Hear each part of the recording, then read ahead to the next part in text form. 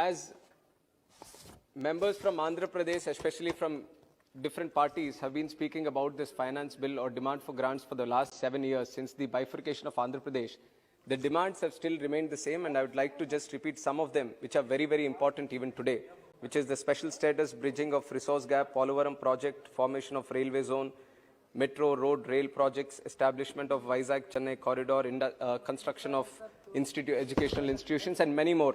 So they are still pending on behalf of the central government, whereas financial assistance is required. So through the finance bill also, I would request the Ministry of Finance to speed up this process, as 8 years has already finished since the Bifurcation Act has been started implementation. So I would request the Honorable Minister to release the rest of the funds. But Madam, today I would like to talk about the most burning issue in the state of Andhra Pradesh, which is the privatization of Vizag Steel Plant. And in principle, agreement has been taken by the cabinet saying that 100% disinvestment should be made in RINL Vizag Steel Plant. On behalf of Telugu Desam Party and the people of Andhra Pradesh, we totally oppose this decision of privatization of Vizag Steel Plant, Madam. And I would like to present my case by talking about the history of the inception of this plant. Around 7 to 8 years, under the slogan of Vishaka Ukku Andhrula Hakku, which means the steel of Vizag is the right of Andhra, the people of both Telangana and Andhra Pradesh came together and fought with the center for the establishment of the steel plant. 32 people have lost their lives. 22,000 farmers have donated their lands for the establishment of this plant. So today, even if the owners of this plant is the central government, they have to realize that it was made on the sacrifices of the Telugu people, Madam. If the central government has a big heart, then they would realize that privatization of this Vizag steel plant is not the right decision, but I see that they have conveniently ignored all the emotions and sentiments of the Telugu people, and they are going with a separate argument. And one of the arguments being made is that Vizag steel plant is a sick unit. I beg to differ, Madam. I'd like to place some of the stats on record, where it is between 2000 and 2015, the turnover has been 1.4 lakh crores and profits after taxes of 12,600 crores. And for 13 consecutive years, it exceeded 100% capacity utilization. Vizag Steel Plant has achieved an all-time high of 1.3 million tons in exports.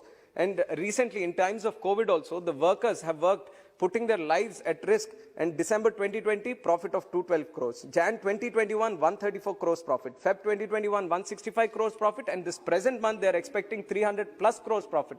So I beg to differ whenever they say that Vizag steel plant is a sick unit. And the second argument being made by the central government, often when it comes to disinvestment of PSUs, is that we shouldn't waste taxpayers' money in these sick units. First of all, I explained it's not a sick unit, but the second argument where taxpayers' money is being used, I'd like to present my case here also. Since the inception of the Vizag steel plant, the contribution from the central government to the plant has been 4,900 crores in terms of equity and 1,300 crores in terms of restructuring package. So the total amount given is 6,200 crores.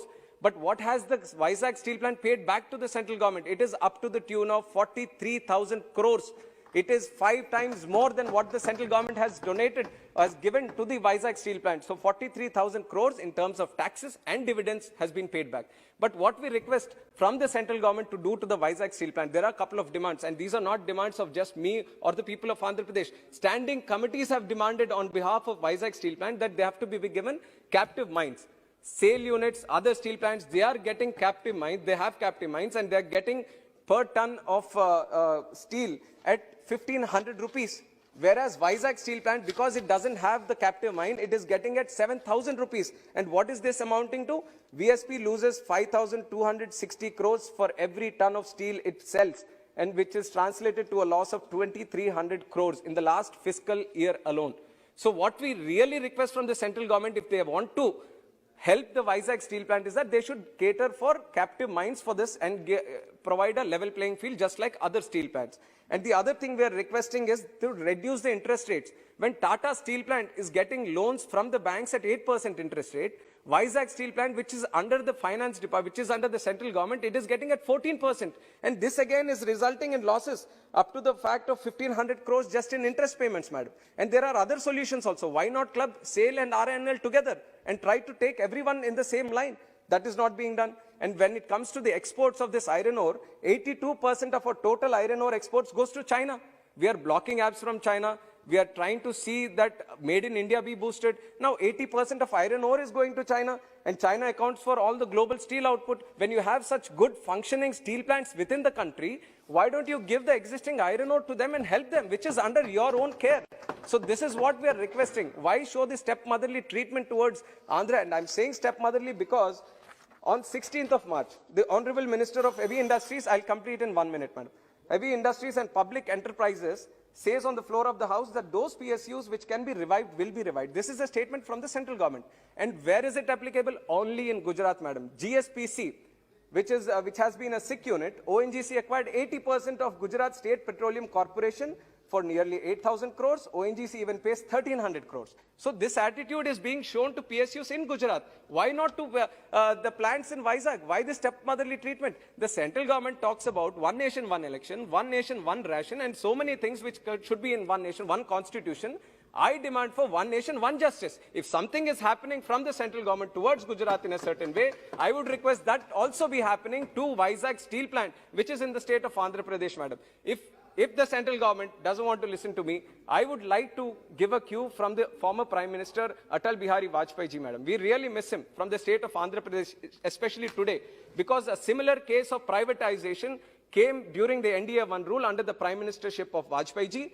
Then Chandrababu Naidu ji, who was the Chief Minister, and Yaran Naidu ji, who was the parliamentary party leader from TDP, they led a delegation from Andhra Pradesh. They met Vajpayee ji. He listened to the unions, to the leaders, to the people of Visakhapatnam and Andhra Pradesh. He understood the emotions, the sentiments, and he then provided equity to Vizag Steel Plant. Madam, 30 seconds. He then provided equity which made Vizag Steel Plant debt-free. So I request that today's Prime Minister walk the same lines as Vajpayee ji, help Vizag Steel Plant by giving them the good interest rates and captive mines instead of privatization. Madam, thank you very much for my... Hi, this is Trisha. I'm Radhika Apte. వస్తాను కృష్ణమూర్తి. నేను ఆలీ మాట్లాడుతున్నాను. You're watching E3 Media Network. E3 media network. E3 Media Network. E3 Media Network. E3 means entertainment. entertainment.